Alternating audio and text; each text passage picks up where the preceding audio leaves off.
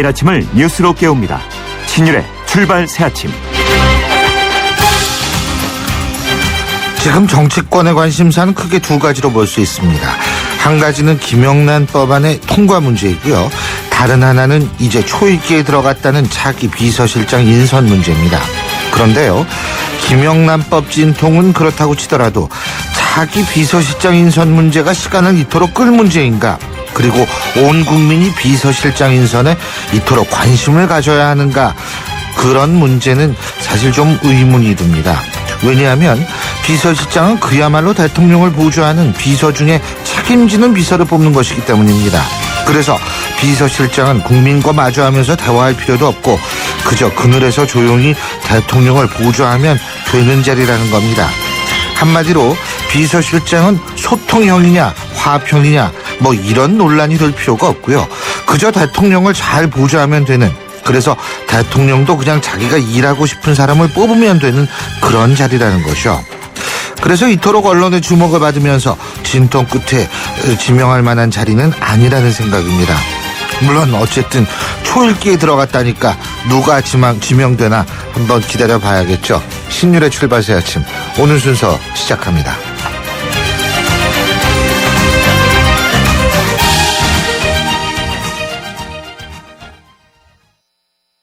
건축과 인테리어에 대한 모든 것, 경양 하우징 페어. 건축 전시회 가자, 꼭 가야 하는 곳.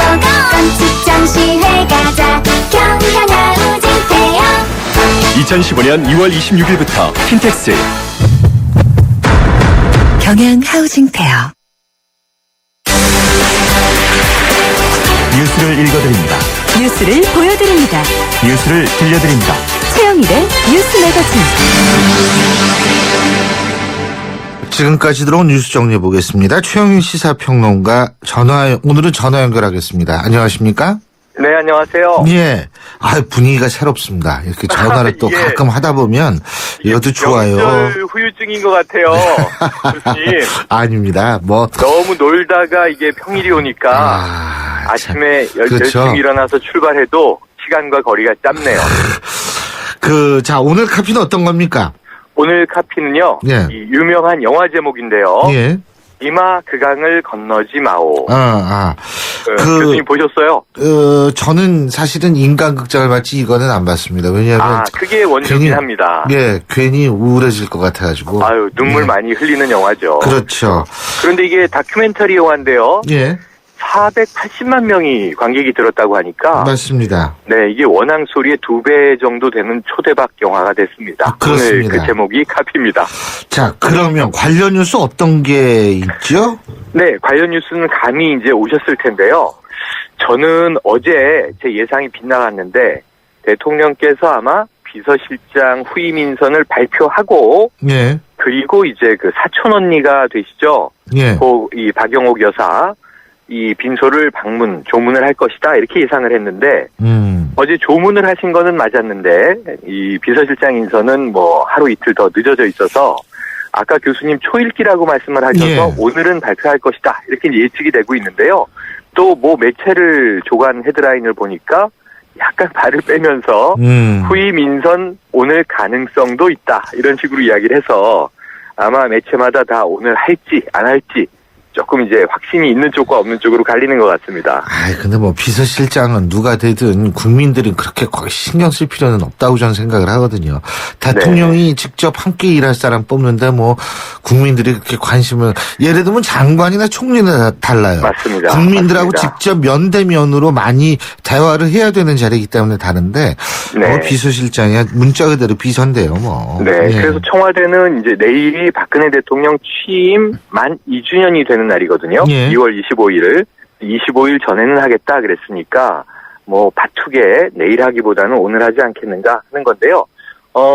오늘 내일까지 아마 굉장히 좀 흥미로운 지금 뉴스는 고 박영옥 여사 이 별세 그 조문 상황인데요. 예. 저는 사실 이 장면들을 보면서 역대 어느 영부인의 이 조문도 이와 같지는 않을 것이다 이런 생각을 해보는데 예. 사실은 이제 이 김종필 전 총리가 워낙 이 구순의 정치 구단 이 정말 그 신선이라고도 불리는 이 구선의 정치인 부선 의원이셨던 거죠. 그런 상황에서 이제 너무나 많은 현역과 원로, 대한민국 정치사에 살아있는 거물들은 모두 다 조문을 하고 있어서 이 조문의 정치 아니냐, 혹은 뭐 훈수 정치다, 정치 훈수다, 이런 이야기가 나오고 있는데요. 예. 정말 많은 에피소드가 쏟아지고 있습니다. 사실 김종필 전 총재와 같은 분이 우리나라 정치사에서 없죠. 여야 야를 네. 넘나들고 최초의 정권 교체를 가능하게 결정적으로 가능하게 맞습니다. 만든 분이고, 그리고 사실은 공화당 시절까지 거슬러 올라가면 지금 새누리당의 사실 전신이라고 볼 수가 있잖아요. 맞습니다. 그러니까 이제 이런 분이 굉장히 드물죠. 없죠. 드문 게 아니라. 없습니다. 이게 예. 61년도 5.16 군사정변 때 정치를 시작하신 셈이 돼서 지금 보면 거의 이제 50년 이상, 반세기 그럼요. 이상 이제 정치 현장에 있었던 분인데. 그러니까 훈수도 네. 중요한 거죠. 네, 그러다 보니까 어느 분에게 어떤 말을 하는가, 이게 지금 연사흘째 예. 매체의 관심을 끌고 있는데요.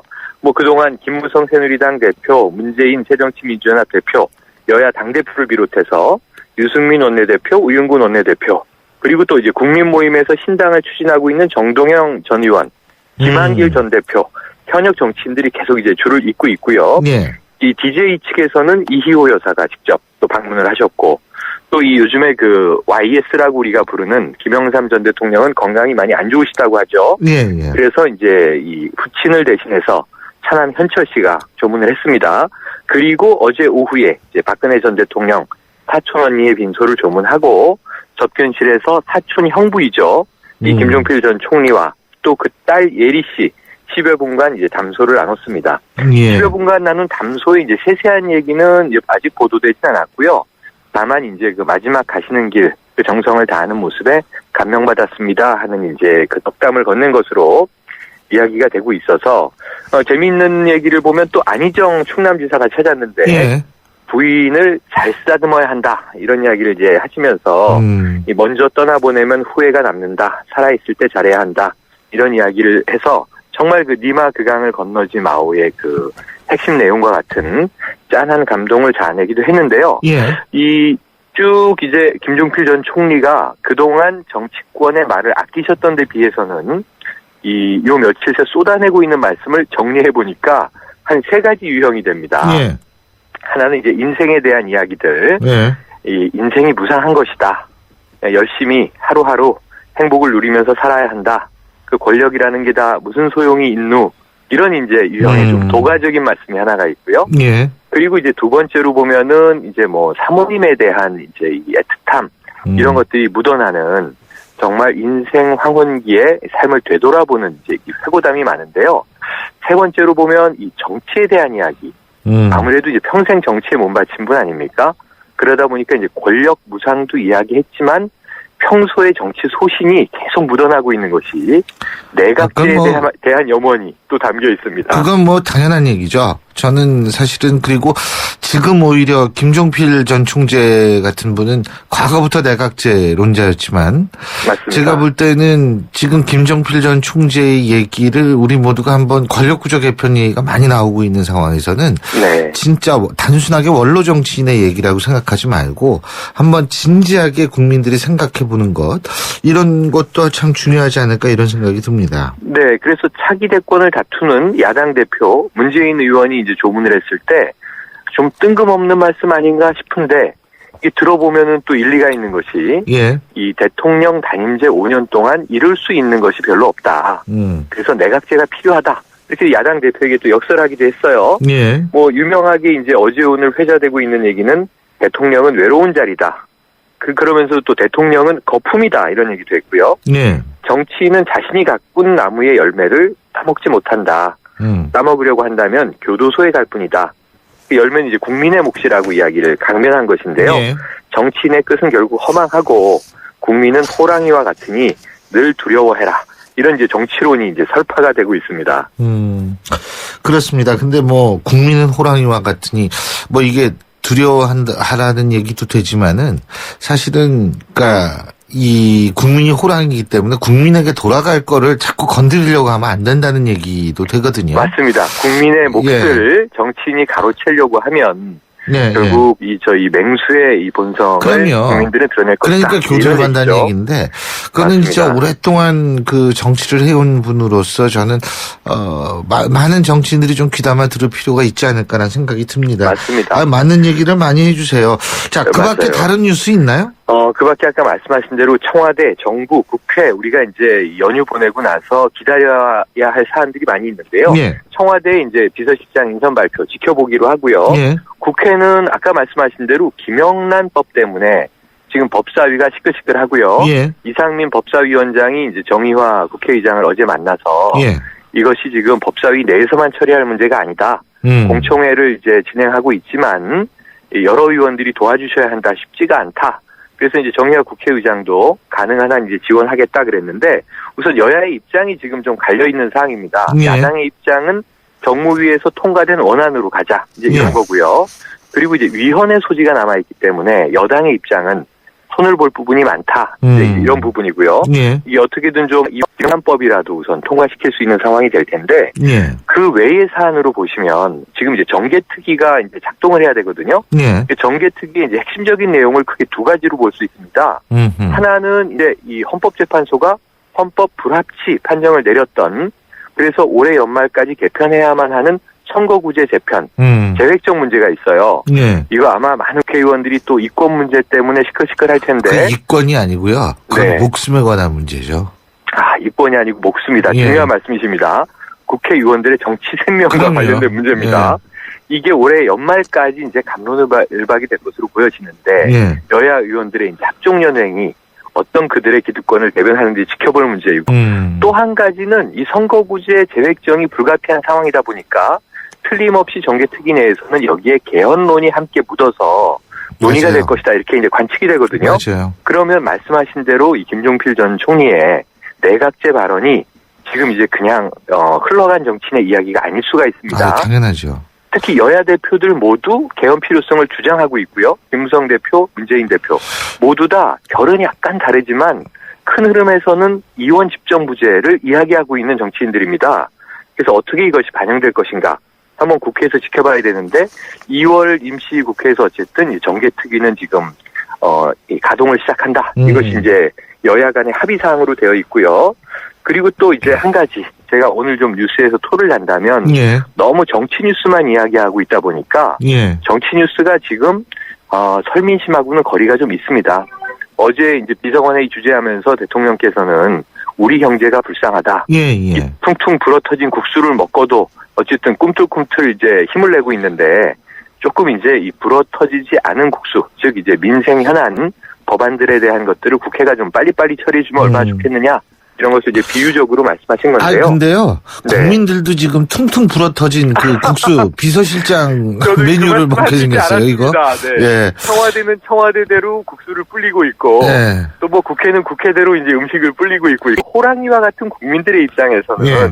누가 지금 음식을 불리고 있는가에 대해서는 뭐 입법부와 행정부의 그 크게 이렇게 이 가름이 다르지 않을 것이다 보여지는데 예. 지금 명절 후에 중요한 사회 현상으로 보면 자살률과 이혼율이 우리나라에서 급증해 왔거든요. 예. 최근 몇 년 동안. 예. 그런데 지금 이 끔찍한 사건 사고 소식 많이 쏟아지지 않습니까? 맞습니다. 천안에 예. 좀 이 정말 이유 모를 예.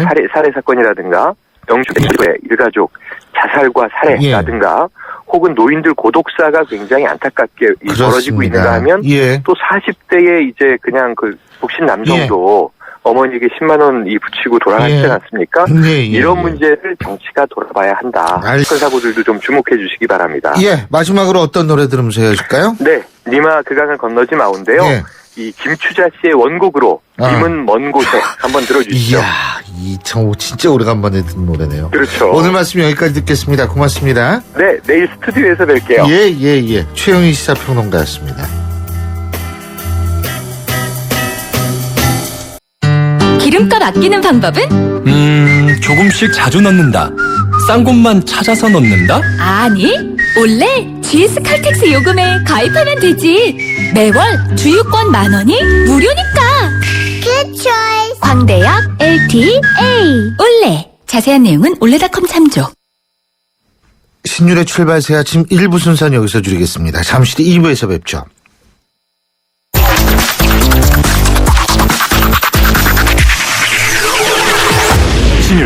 출발 새 아침. 신율의 출발 새 아침 2부 순서 광고 듣고 시작합니다. 박지은 주부 설거지 클리어. 청소기술 만점. 자, 최고난도 미션인데요. 아하, 안아줄 힘이 없네요. 어떡하죠? 잠깐! 피로부터 풀고 하세요. 지금은 피로가 풀리는 바카스 타임. 풀려라 5천만, 풀려라 피로. 바카스. 타구감과 비거리. 이 두 가지를 다 갖고 싶다면 미즈노 JPX850을 기억하십시오. 아이언의 틀을 깼다. JPX850 포지드. 너의 아이언을 믿어라. 미즈노. 가나다라 와봐서 자차카타파 전해주고 싶은 얘기 바람병에 담으면 그리 모자랄지도 몰라. 병 하나에 담을 수 없는 초정탄산수 이야기. 파란을 일으키다. 초정탄산수. 여러분은 지금 대한민국 유일의 보도 채널 YTN 뉴스 FM에서 보내드리는 신율의 출발 새 아침을 듣고 계십니다. 설 연휴 기간 직접 느낀 현장의 민심을 의식해서였을까요? 연휴가 끝나기 무섭게 여야 정치권 현안들을 놓고서 분주한 모습입니다. 더불어서 본격적으로 4.29 재보궐선거 준비 작업도 이제 시작이 됐는데요. 자, 그래서 이번에는 새정치민주연합 양승조 신임 사무총장 연결해서 이번 설 연휴 각적의 밥상머리 민심 그리고 재보궐선거 준비는 물론이고 공천이 제일 중요하죠. 이 부분 어떤 준비를 하고 있는지 얘기 들어보겠습니다. 양승조 신임 사무총장 연결합니다. 안녕하십니까? 예, 안녕하십니까. 우선 축하드립니다. 정당에서의 가장 꽃이다. 이런 당직이 바로 사무총장 아닙니까? 아유, 어쨌든 참 축하드리고요. 예, 감사합니다. 예, 예. 그 충남 천안이 지역구시잖아요. 네, 그렇습니다. 예. 이완구 총리가 총리가 되니까 이제 충청도 분들이 조금 이제 만족하시나요? 아무래도 이완구 총리께서는 충남의 지역구에서 한 3선을 하셨고요. 예. 예, 충청남도 도지사가 지냈기 때문에 충청도 특히 충남에서 이완구 총리에 대한 기대가 굉장히 크고 예. 예, 충청권이 더 획기적으로 발전할 수 있는 기틀을 잡았다 이렇게 평가하시는 분이 굉장히 많지요. 예. 근데 그러니까 충청도 분들 같은 경우에 이것은 반드시 지역색이라고 보기도 힘든 측면도 있죠. 그렇죠? 네네네. 그런데 이제 어쨌든 지금 새누리당 쪽에서는 충청도 의원들이 또 집단적으로 성명도 내고 그래서 이곳이 지역 감정의 또 다른 표현이냐 이런 얘기도 좀 나오긴 나왔었는데 네네. 그 앞으로 충청 지역 그러면은 좀 이 소위 말하는 비중 있는 정치인들을 더 키우고 싶은 욕망이 어쨌든 센 모양이죠. 예, 그렇습니다. 아무래도 우리가 지역 감정은 사실 지긋지긋하고 그냥 망국적이지 않습니까? 예. 예, 지역 감정을 조정하는 발언 내지 그런 그 주장은 절대 안 된다고 보여지고요. 예, 그렇죠. 다만 그 지역 감정을 떠나서 지역의 인물 갖다가 큰 인물, 어떤 중앙의 전국적 인물을 만들자 그런 의지가 강한 것도 이 충청도 민심이죠. JP 같은 인물 예를 들면 그죠? 예, 그렇습니다. 그분도 우리 충청도의 커다란 그렇죠. 거목 정치인이었으니까요. 예. 민심은 어떻든가요 이번에 설에? 예, 한마디로 절망과 분노의 목소리가 컸다고 보여지고요. 예. 예, 특히 이제 장사하시는 분들, 자영업자분들은 지난 20년간, 30년간 통틀어도 금년설이 가장 어려웠다.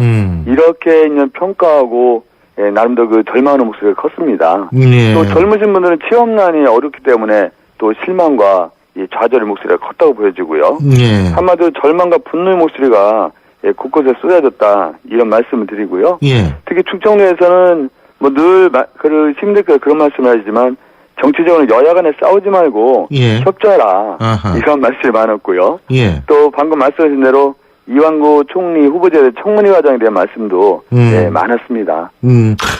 그런데 어쨌든 지금 야당으로서 축하할 일이 또 있죠. 30% 이상의 지지율을 회복을 했습니다. 그래서 네네. 여야 간에 이제 격차가 상당히 줄었다 이런 얘기들이 나오고 있는데 네네. 가장 중요한 거는 이 30%라는 숫자가 굉장히 중요하지 않습니까? 이게 밑으로 떨어지면 대통령이든 정당이든 제대로 역할할 수가 없고, 그것을 벗어나야지 일단은, 역할을 제대로 할 수 있다. 이제 역할을 제대로 할 수 있게 됐습니다. 예? 예, 그렇습니다. 예. 네네.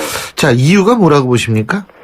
그 여러 가지 이유가 있겠는데요. 먼저 가장 커다란 것은 우리가 전당대 2월 8일 있지 않았습니까? 예. 2월 8일 문재인 대표가 취임함으로써 지도가 변화함으로써 새정치 민주연의 기대가 좀 커졌다. 그게 가장 커다란 이유 중에 하나였고요.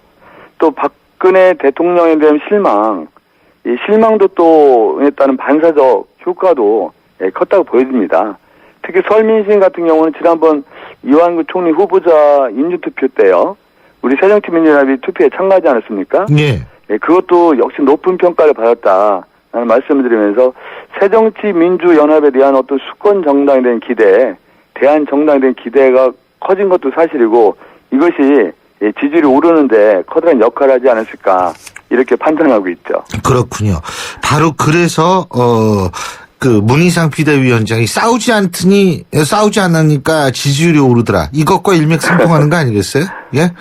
그리고 네네. 또 하나는 문재인 대표가 얘기하는 경제정당, 이런 거요. 네네. 그러니까 이것도 역시 투쟁하는 정당이 아니라 대안정당으로 거듭나겠다는 그런 것으로 받아들여야 되는 거 아닙니까? 그렇습니다. 예. 국민들께서는 가장 커다란 현안 문제, 절박한 문제가 먹고 사는 문제 아니겠습니까? 예.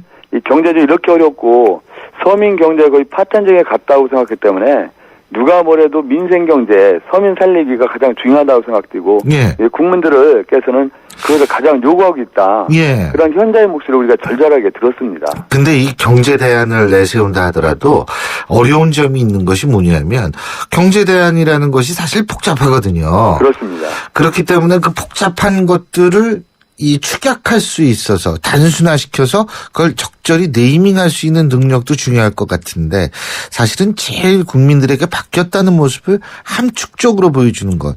이거는 사실 정치 쪽이라고 보거든요. 단순하기 때문에. 예, 그렇습니다. 예. 거기에 역시 핵심은 공천인 것 같아요. 네, 그죠? 네. 문재인 대표도 당대표 후보 시절에 공천권을 내려놓겠다.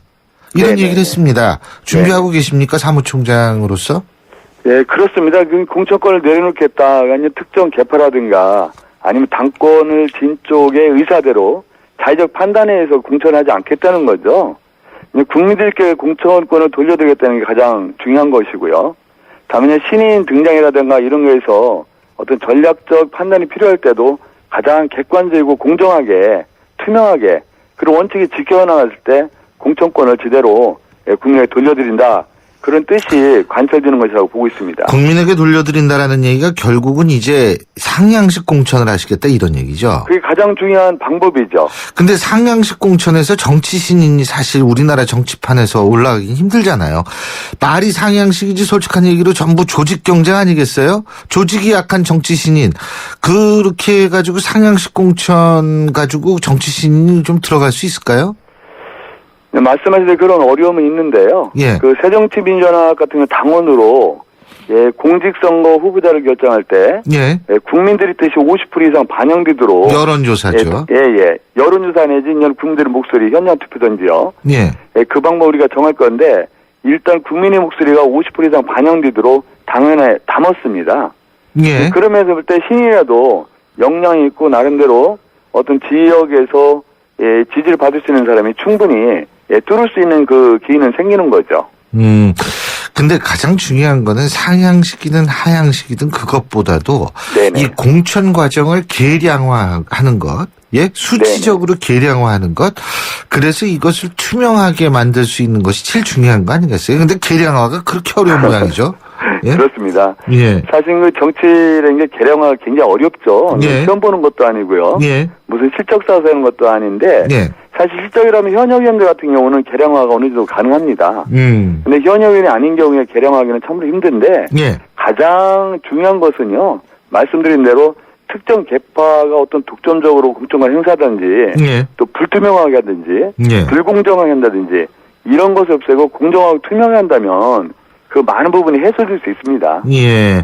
그래서 이제 그 공천의 첫 번째 시험대가 4.29 재보궐선거 아니겠습니까? 네, 그렇습니다. 근데 이거 굉장히 사무총장으로서 굉장히 부담스러우실 게 세 군데죠, 지금. 그죠? 네, 그렇습니다. 근데 세 군데가 모두가 야당 지역이라는 게 오히려 부담스러우실 것 같아요. 어떻습니까? 그 점도 뭐 우리 말씀하신 대로 부담스럽죠. 다만 우리 새정치민주연합의 현역위원 지역은 아니었었고요. 다만 우리가 야당이 강세지고 야당 의원 지역구는 맞는데 저희는 그렇게 생각합니다. 제 개인적인 의견인데요. 예. 무엇보다 가장 중요한 것은 아까 말씀드린 대로 객관적이고 공정해야 된다. 예. 객관적이고 공정한다는 원칙만 지킨다면 이 공천이 어려울 게 없거든요. 예. 늘 주관적이고 편파적일 때 이제 공천에서 어려웠고 그 공천에 탈락한 분들이 분노라든가 이 낙담, 분노가 커지는 거죠. 예. 그래서 제1위 기준을 아주 객관적이고 공정하게 한다. 이런 원칙을 지켜나갈 때 우리 당원들도 승복하고 국민들도 거기에 대해서 박수를 쳐줄 것이다. 이렇게 생각하고 있죠. 항상 근데 공천은 잡음이 나올 수밖에 없는 상황이고. 근데 네. 4.29 재보궐선거에서 몇 석이나 얻으시면 그래도 본전은 찾았다고 보실 거예요? 일단 뭐 우리가 세 개 지역구인데 현재로서는요. 예. 뭐 세석으로 다 얻으면 좋겠으나 실제적으로, 현실적으로. 거두기 위해서는 한 석 이상은 승리해야 된다. 네, 그게 한 저희가 석이요? 개인적으로 판단하고 있습니다. 아이, 너무 엄살이시다. 한 두 석은 말씀하실 줄 알았는데, 한 석이라 해서 깜짝 놀랐어요, 저는. 네, 저희가 이제 그런 목표라기보다는요. 예. 그 현 상황이 그렇게 녹록지는 않습니다.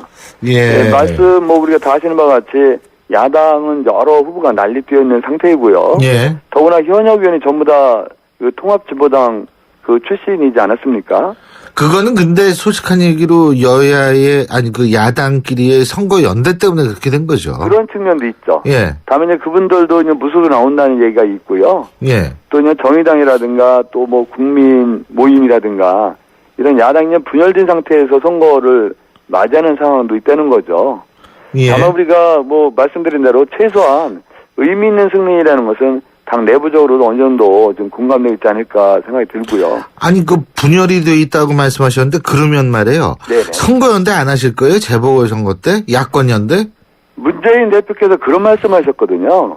그 원칙 없는 연대는 있을 수 없다 이런 말씀하셨는데요. 예. 그런 기조하에 우리가 선거를 치를 상황입니다.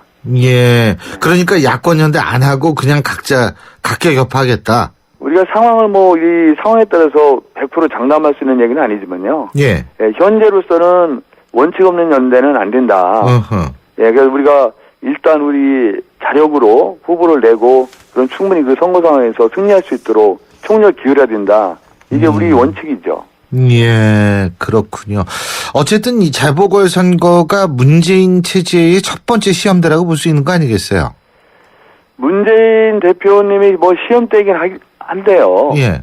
우리가 이제 246개 지역에서 3개 지역구에서 선거를 치르는 거거든요. 예. 우리가 과소하게 의미를 부여해서도 안 되지만 그렇다고 과도하게 의미를 부여해서도 안 된다고 판단하고 있습니다. 예, 그렇군요.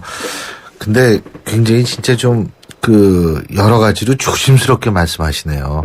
저는 아까 한석이라고 말씀하셔서 깜짝 놀랐어요. 한석 이상입니다. 근데요. 예. 김영란법 가지고 지금 얘기 많잖아요. 그렇습니다.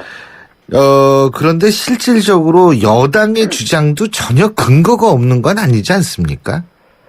그렇죠. 어느 정당이 예. 주장하고도 저는 근거가 없다고 보지는 그렇죠. 않고요. 예. 다 일면 타당한 면이 있습니다. 예. 예, 다만 김영란법 같은 경우는 어제도 법사위 차원에서 김영란법에 대해서 공청회도 개최하고 법사위원장이 여야 원내대표 국회의장과 회동하는 등 법안 처리에서 여러 가지 노력을 하고 있는데요. 예. 예, 가장 중요한 것은 이미 여야가 2월 임시국회에서 김영란법 우선 처리하기로 국민들께 약속하지 않았습니까? 예. 예, 그렇기 때문에 꼭 지켜질 수 있도록 법안 처리에 속도를 내야 된다는 생각이고요. 만약 필요하다면 법사위원과 정무위원들 간에 연석회를 통해서 만약에 우연적인 우연성이 있다면은 그 부분을 제거하고 2월에 통과시켜야 된다는 게 모호한 것도 많아요. 기본입니다. 제가 보니까. 네. 예. 2월 달에는 통과시켜야 한다.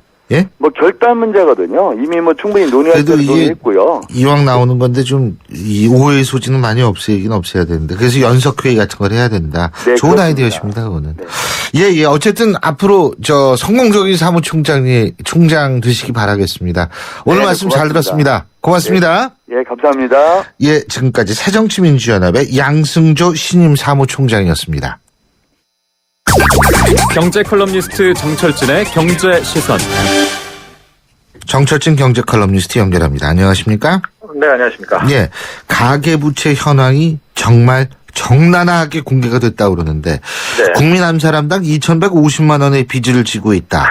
이거죠, 그러니까. 예. 야. 교수님도 그렇고 저도 그렇고 평균적으로 아니, 이 국민 한 사람당이면 애들도 다 포함되는 거 아니에요? 그렇죠. 맞습니다. 그러니까 4인 가족 기준으로는 거의 한 8천만 원 이상의 빚을 갖고 있다 이거네요. 현재 그렇죠. 이게 이야, 어제 어마어마하네. 한국은행이 국회 기획재정위원회에 이제 제출한 자료인데요. 예. 여기 이제 시중은행, 저축은행, 상호 그러니까 은행권과 비은행권 가계 대출만을 합쳐서 이제 지난 한 해 동안 예. 64조 3천억의 가계 부채가 늘었습니다. 예. 1년간 64조 3천억이 늘은 겁니다. 상당히 많이, 뭐 역대 최고치로 늘었는데요. 예.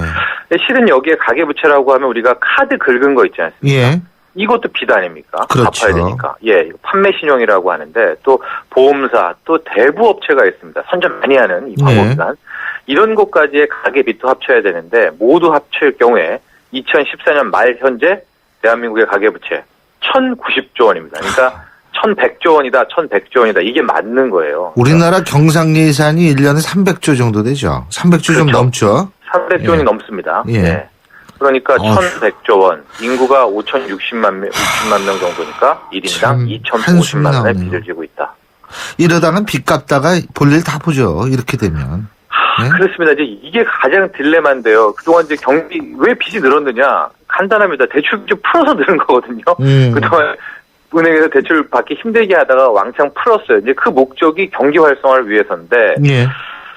이 경기 활성화가 안 됩니다. 그러니까 소득이 늘어나질 않아요. 예. 그런데다가 요즘 전세는 어제도 얘기했지만 주거비가 폭증하니까 뭐 가계부채 빌려가지고 뭐 사업을 한다거나 투자를 한다거나 딴 데 소비를 하는 게 아닙니다. 고스란히 부동산 주거비에 들어가요. 그런데 부동산만 시장이 풀려도 실은 문제가 또 해결이 되거든요. 예. 부동산 가격이 올라가지고 오른 사람들이 아이고 좋다 막 돈을 쓰고 근데 이제 부동산도 지금 죽어 있지 않습니까? 전세만 올라가고.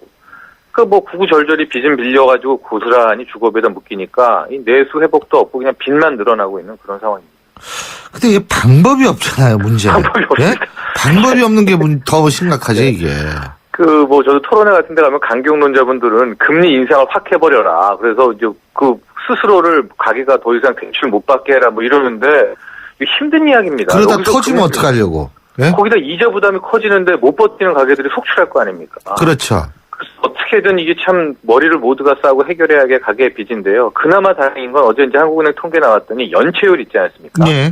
는 지금 낮은 수준입니다. 작년 3분기에는 0.7%였고 4분기는 0.6%여서 아직 우리 사회에서 가계 빚을 이렇게 못 갚는 연체율 문제는 크지 않은데 이 저금리 때문에 이런 거고 금리가 올라갈 경우에는 한순간에 또 이게 바뀝니다. 그래서 빚을 갚는 쪽으로 빨리 유도해야 되는데 정부 방식이 이제 고정금리 비율을 많이 늘린다. 그다음에 분할 상환, 그러니까 이자만 내는 방식 말고 원리금, 원금과 이자를 같이 갚도록 좀 이제 유도를 해야 된다. 뭐 여러 가지 아이디어를 짜내고 있는데 또 추가 대책 나온다고 하거든요. 근데 뭐 이게 손을 놓는다기보다 이런 식으로라도 조금씩 이 하는 것이 실은 더 긍정적이다. 이 나아갈 방향인 거는 맞는데 참 전 국민의 딜레마입니다. 가계부채. 그렇죠.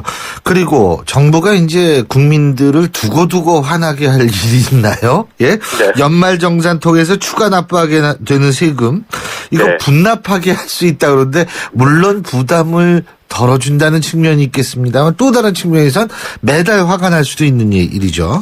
그렇습니다. 예. 저는 요즘에 이 정치와 경제가 하나다 이런 얘기 많이 맞습니다. 생각을 하게 되는데 예. 연말정산, 담배값 두 가지가 완전히 뭐 정치권에 대해서 막 불만 폭출하는 거니까 담배는 저가담배 뭐 이런 식으로 담배는 매일매일 화나는 거죠, 그거는. 예, 그러니까 좀 꼼수를 부리는데 연말정산도 아이디어를 냈습니다. 그래서 국회 기획재정에 소속 의원들이 이제 석 달 동안 이제 분납을 해라. 그러니까 토해낼 세금이 10만 원이 넘게 되면은 최대 3개월간 분납을 할 수 있게 하겠다. 뭐 그래서 어제 세법 개정안을 통과시켰고요. 별 문제가 없는 한은 뭐 내달 3일 날 본회의 상정이 잘 될 것 같은데 이제 가장 중요한 게 그러면 작년치 어떻게 해야 되나? 왜냐면 그렇죠. 올 2월에 맞습니다. 당장 연봉 세신 분들은 예. 뭐 150만 원, 200만 원씩 막 내야 된다는데 이것은 소급 적용하겠다. 그래서 특례 조항을 만들어서 적용을 하는데요. 소급 적용 이거 참 안 좋은 건데. 그러니까 이게 속이 확 들여다 보이는 거죠. 예. 아니, 하려면은 정말 이게 취지라면은 예. 다음 내년부터 해야 되는데 이제 예. 소급 적용을 하는데요. 올해는 이제 특례 조항이어서 2월부터가 아니라 3월부터 3개월, 예. 3, 4, 5월부터 분납한다. 그래서 많이 이제 납부하실 분들은 3월부터 3개월간 납부하시면 추가 분할 납부할 수 있도록 됐습니다. 예, 오늘 말씀 여기까지 듣겠습니다. 고맙습니다. 네, 감사합니다. 지금까지 정철진 경제 컬럼니스트였습니다.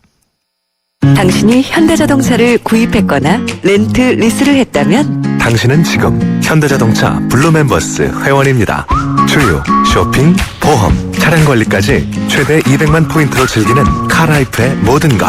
현대자동차 블루멤버스. 자세한 내용은 홈페이지 참조. 들으셨어요? 몇 배 빠른 LTE, 어렵고 복잡한 LTE 다 잊어도 되는 밴드 LTE가 나왔습니다. 어떤 새로운 세상이 오든 가장 먼저 만나게 해줄 밴드 LTE. 앞으로의 LTE는 밴드 하나면 됩니다. 먼저 갑니다. 밴드 LTE. 해피 쉐비 뉴 이어. 온 가족이 모이는 설 연휴. 쉐보레와 함께 기분 좋은 귀성길 되시라고 2월 한 달 쉐보레를 구입하는 모든 분께 최대 120만 원의 풍성한 할인 혜택을 새해 선물로 드립니다. 전시장 및 홈페이지 참조, 일부 차종 제외. Chevrolet, find new roads. 신율의 출발 새 아침 2부 순서는 여기서 줄이고요. 전 8시 10분 3부에서 다시 뵙겠습니다.